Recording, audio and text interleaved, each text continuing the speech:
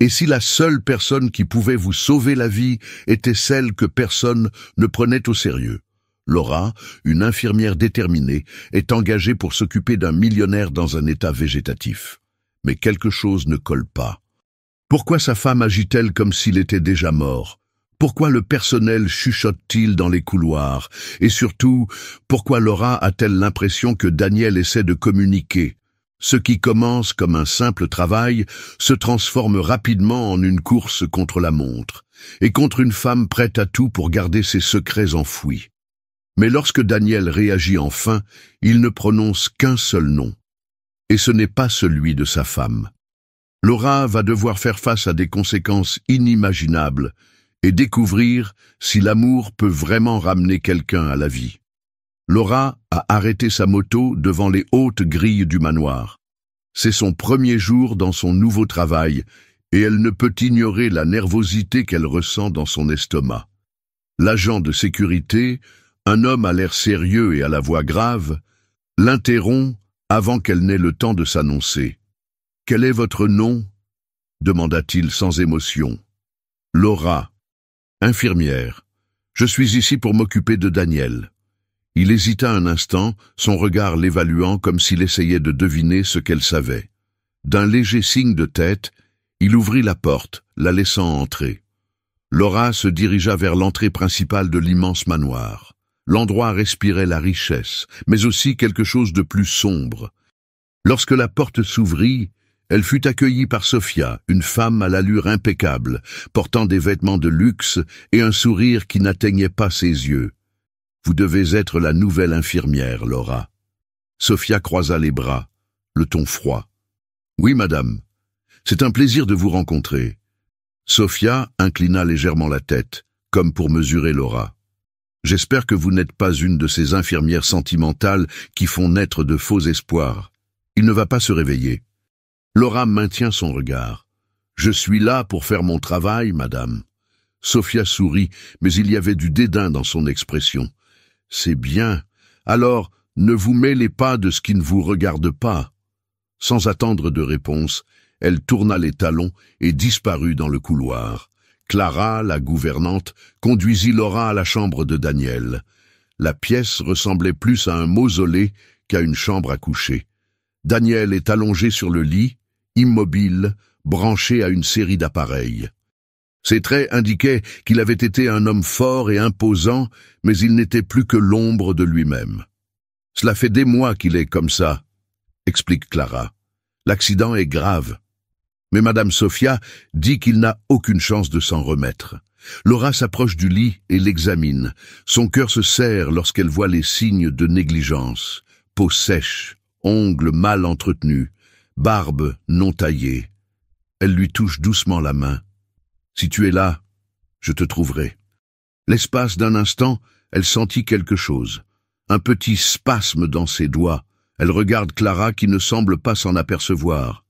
« Commençons par un bon nettoyage, » dit Laura en se concentrant à nouveau. Clara partit et Laura se mit au travail. En s'occupant de Daniel, elle avait l'impression d'essayer d'atteindre une personne perdue dans les ténèbres. Quelques heures plus tard, Laura finissait d'ajuster les draps lorsque la porte s'ouvrit brusquement. Sophia entra, les talons de ses chaussures résonnant dans la pièce. « Qu'est-ce que tu fais ?» demanda Sophia, le ton empreint d'irritation. « Je fais le ménage et je m'occupe de lui, madame. Cela fait partie de mon travail. » Sophia regarda Daniel, mais il ne semblait y voir qu'une gêne. Il n'a pas besoin d'autant de soins. Cela ne changera rien. Laura respire profondément avant de répondre. S'occuper de lui dignement, c'est le moins qu'il mérite. Sophia laisse échapper un rire froid. Ne perdez pas votre temps, infirmière. Dès qu'elle quitta la pièce, Laura sentit la tension retomber. Cependant, quelque chose en elle lui dit que cette femme n'est pas seulement froide, mais qu'elle cache quelque chose d'autre. Ce soir-là, alors que Laura organise le matériel dans la petite pièce qui lui a été attribuée, elle entend des pas précipités dans le couloir. En ouvrant la porte, elle aperçoit Clara, l'air inquiet. « Il s'est passé quelque chose ?» demanda Laura. Clara hésita avant de répondre. « Je ne suis pas sûre, mais je crois avoir entendu quelqu'un bouger dans la chambre de M. Daniel. » Laura se précipita dans la chambre de Daniel. Lorsqu'elle entra, l'odeur des appareils électroménagers dominait l'air, mais cela semblait différent. Quelqu'un avait déplacé les tubes respiratoires. « Qui est venu ici ?» marmonna Laura, le cœur battant la chamade. Elle ajusta les appareils et s'approcha à nouveau de Daniel. Elle le regarda, les yeux fixés sur le plafond. Lentement, elle lui prend la main. « Essaies-tu de me dire quelque chose ?» Soudain, un son grave s'échappe des lèvres de Daniel, presque imperceptible mais indéniable. Laura se pencha pour essayer d'en entendre davantage. « Parle-moi, Daniel, si tu peux m'entendre, je suis là. » Les sons s'arrêtèrent, mais Laura n'arrivait pas à chasser le petit bruit de sa tête. Il était là, d'une manière ou d'une autre. Elle n'était pas prête à abandonner, pas encore. Laura sentit un frisson lui parcourir l'échine alors qu'elle tenait toujours la main de Daniel. La pièce était silencieuse, à l'exception du bruit des appareils qui surveillaient sa respiration. Il avait émis un son, elle en était sûre. Mais était-ce réel ou juste un réflexe involontaire? « Tu essaies de revenir, n'est-ce pas ?» murmura-t-elle. Un coup rapide à la porte lui fit lâcher sa main. Clara se précipita à l'intérieur, les yeux écarquillés. « Il faut que tu sortes d'ici, » murmura-t-elle. « Qu'est-ce qui s'est passé ?» Clara regarda autour d'elle avant de répondre. « Sophia ne veut pas que l'on passe trop de temps avec lui. Si elle découvre que vous essayez de l'encourager, elle peut vous renvoyer immédiatement. » Laura croise les bras. Pourquoi ferait-elle cela? Elle devrait vouloir qu'il aille mieux. Clara hésite. Les choses ne sont pas si simples ici. Fais attention. Laura voulut en savoir plus, mais Clara avait déjà quitté la pièce. Le lendemain matin, alors qu'elle préparait le matériel pour les soins quotidiens de Daniel, elle entendit des chuchotements en provenance de la cuisine. Se déplaçant discrètement dans le couloir, elle s'arrête derrière la porte entr'ouverte. « La nouvelle infirmière est trop curieuse », dit un homme à voix basse. « Sophia n'appréciera pas. D'après vous, que s'est-il passé dans cet accident ?» demande une deuxième voix. « Tout ce que je sais, c'est qu'il conduisait et que Sophia était dans la voiture. Elle s'en est sortie sans une égratignure. » Le cœur de Laura s'emballe. Elle devait en savoir plus sur cet accident. Ce soir-là, en vérifiant les affaires de Daniel, elle a trouvé une montre cassée dans un tiroir. Il y avait une inscription au dos. « Forever, L. » L. Son nom commençait par un L, mais il doutait qu'il s'agisse d'une coïncidence. Il prit la montre et la mit dans la poche de son manteau. Le lendemain matin, Sophia entra dans la chambre à l'improviste. « Bonjour, madame, » dit Laura en gardant son calme. « Je voudrais vous parler. » Laura pose les compresses qu'elle tient et se retourne. « Oui ?» Sophia croise les bras, la jaugeant. « Tu t'es bien installée ?»« Oui, madame. »« C'est bien. Alors, mettons les choses au clair. » Elle s'approcha du lit de Daniel et le regarda d'un air ennuyé. « Je ne veux pas que tu te fasses de faux espoirs. Il ne se réveillera jamais. » Laura ne quitte pas son regard. « Et s'il y avait une chance ?» Sophia sourit froidement. « Vous êtes ici pour le soigner, pas pour le questionner. Fais ton travail et ne te mêle pas de ce qui ne te regarde pas. » Laura serra les poings, mais ne répondit pas. Sophia partit, laissant derrière elle un parfum fort et un avertissement clair. Cette maison avait des secrets. Cette nuit-là, Laura eut un sommeil agité. Elle rêva que Daniel l'appelait en murmurant quelque chose d'incompréhensible. Elle se réveille, le cœur battant. Quelque chose la pousse à se lever. Elle ramasse la montre qu'elle a trouvée et retourne dans la chambre de Daniel. « Si tu m'entends, fais-moi signe. » Elle lui met la montre dans la main. Pendant un instant, rien ne se passe. Puis ses doigts bougèrent, serrant l'objet. Laura retient son souffle. « Daniel ?» Avant qu'elle ne puisse réagir, un bruit dans le couloir lui fait cacher la montre dans sa poche. Des pas s'approchaient. La porte s'ouvrit et Sophia en sortit. « Que fais-tu ici à cette heure-ci » Laura cacha sa main derrière son corps. « Je vérifie juste les appareils. » Sophia plissa les yeux. « J'espère que vous êtes efficace. Bonne nuit, Laura. » Elle partit aussi vite qu'elle était entrée. Laura poussa un soupir. Son cœur battait la chamade. « Ce n'est pas seulement un travail, » murmura-t-elle en regardant Daniel. « C'est un mystère, et elle est bien décidée à le résoudre. » Laura passe la nuit au lit. Elle ne cesse de penser à la façon dont Daniel a appuyé sur sa montre. Ce n'était pas un réflexe involontaire, il avait réagi. Le lendemain matin, elle décide d'agir. « Clara, j'ai besoin de ton aide. » Laura l'appela dans la cuisine, s'assurant qu'il n'y avait personne. La femme de ménage hésite. Qu'est-ce qu'il y a? Laura regarde autour d'elle avant de chuchoter. Qu'est-ce que Daniel aimait? Qu'est-ce qui le faisait sourire? Clara fronce les sourcils. Pourquoi veux-tu savoir? S'il est toujours là, piégé, je dois trouver un moyen de le ramener. Clara soupire. Il aimait les chevaux. Il avait grandi en les montant. Et il avait toujours voulu un chat bleu russe, mais... Sophia détestait cette idée. Elle a dit qu'elle était allergique. Laura a ressenti une étincelle d'espoir.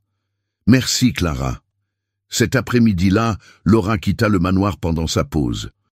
Elle utilisa ses économies pour acheter un chat à la fourrure douce et aux yeux verts brillants. « Tu vas être la clé de tout cela » murmura-t-elle à l'animal en le plaçant dans une caisse de transport. De retour au manoir, il attendit que tout le monde soit endormi. Puis, à pas prudent, il emmène le chat dans la chambre de Daniel. Elle l'a placé sur le lit, près de sa poitrine. « Voyons si cela vous rappelle qui vous êtes. » Le chat s'est installé en ronronnant. Laura le regarde en retenant son souffle. Soudain, Daniel poussa un soupir. Ses doigts se déplacent légèrement sur le drap. « Mon Dieu !» Le chat s'est frotté contre son bras. Puis, la bouche de Daniel s'est entr'ouverte. Laura s'est rapprochée, le cœur battant la chamade. « Daniel ?» C'était faible, presque inaudible, mais elle l'a entendu. « Laure !» Elle se couvrit la bouche avec sa main retenant un sanglot. « Tu te réveilles. » Mais avant qu'elle ne puisse s'en réjouir, la porte de la chambre s'ouvrit. « Sophia, qu'est-ce que tu fais ?» La femme fit irruption, les yeux brillants. Son regard se posa sur le chat et se transforma en pur mépris. « Tu es devenue folle! Je t'ai dit que je détestais les chats !» Laura se plaça devant Daniel. Il a réagi. Il m'a appelé. Sophia a ri, sarcastique. « Quelle coïncidence! Tu es la seule à avoir entendu ça. » Laura frémit de colère. Si seulement elle avait fait attention à lui. « Tais-toi !» hurle Sophia, le regard froid. « C'est fini maintenant. Tu es virée. » Laura sentit un serrement dans sa poitrine. « Tu ne peux pas faire ça. »« Si, je peux.